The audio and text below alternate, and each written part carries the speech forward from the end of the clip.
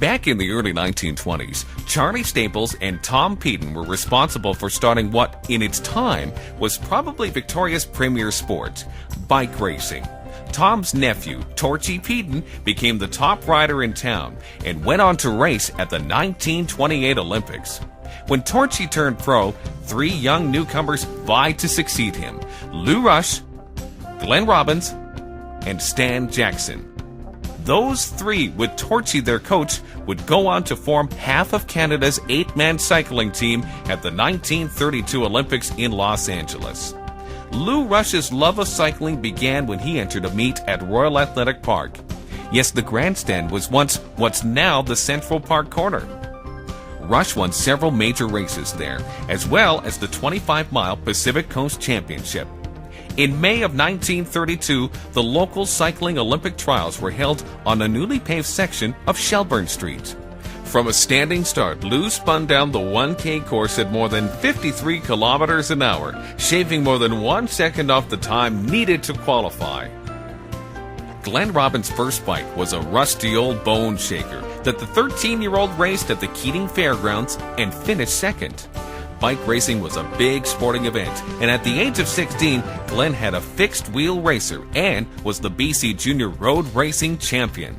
The Colonist Cup Road Race and Moody, Penwill, and Pendray Cup meets at Beacon Hill Park drew large crowds. Competition was keen and no rider dominated for long. Glenn Robbins twice won the 8-mile Colonist Cup Road Race, along with 3 successive victories in the Pendray Cup Mile Sprint. In 1932, he qualified for the LA Olympics road race by racing out to Sydney and back in 2 hours and 38 minutes. We don't know much about Stan Jackson's roots, but in local bike race results in the early 1930s, his name frequently shows up in second or third place behind Robbins or Rush. And in 1932, it appears Jackson was picked as an alternate when Robbins and Rush decided to head to the LA Olympics. But this was just after the Great Depression and there was no money to send them. The result was a new Canadian sporting tradition: public fundraising.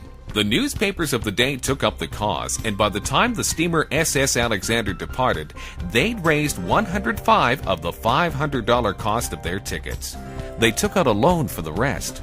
Stan Jackson elected to go with swimmer Denny Walker in coach Torchy Peden's 1928 Ford touring car. But with all their gear and bikes, there wasn't much room, so for most of the way, Stan and/or Denny would bike or run behind the car. How's that for training?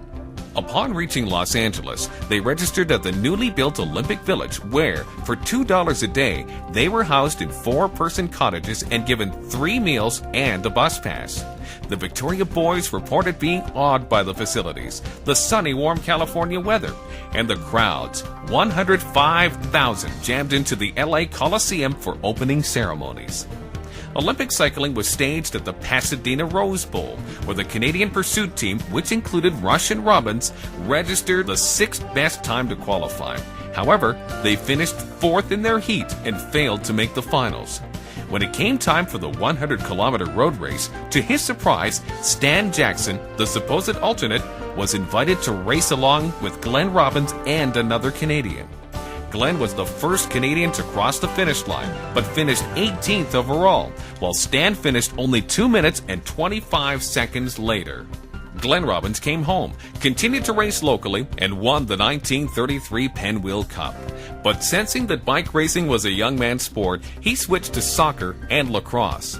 Local soccer followers knew of the 7 Robbins brothers and their dad, who coached Glenn, Will, Cliff, and this 1933 championship Royal Oaks junior team. Glenn, a master of the center-back position, later played for Victoria's rep teams and was on the Victoria United roster when they entered the Coast Soccer League in 1939. Through the war years, he saw action with the Squamalt and VMD squads, then wound up his football career in 1947 playing with his 2 brothers on the Legion side. After a short stint with the BC Provincial Police Force, Glenn joined the Saanich Fire Department in the early 1940s, became deputy chief in 1949, and fire chief in 1971. When Lew Rush returned home, he joined Torchy Peden in competing in 6-day races which were drawing large crowds in big cities all over North America. Picture this: Two-man teams would race continuously around a track for 6 days with one member of each team on the track at all times. While in LA, Lew was recruited to be in a movie about that phenomenon, but an unfortunate collision with a motorbike ended his acting and bike racing days. Lew Rush returned to Victoria, where he ran Mortimer's Monumental Works. He and his wife Doris returned to LA to see the 1984 Olympics. We know Stan Jackson also joined that 6-day race circuit, but we've been unable to find any more about him after that. Although our city's top 3 young cyclists all came away from the LA Olympics empty-handed, Y Athletic Director Archie McKinnon, who was at the Games as a volunteer Canadian diving coach, summed it up best. He told the trio, for strictly amateur young athletes, a trip to another country as representatives of Canada is an ample reward. Tonight, one more honor as Lew Rush, Glenn Robbins, and Stan Jackson are inducted into the Greater Victoria Sports Hall of Fame.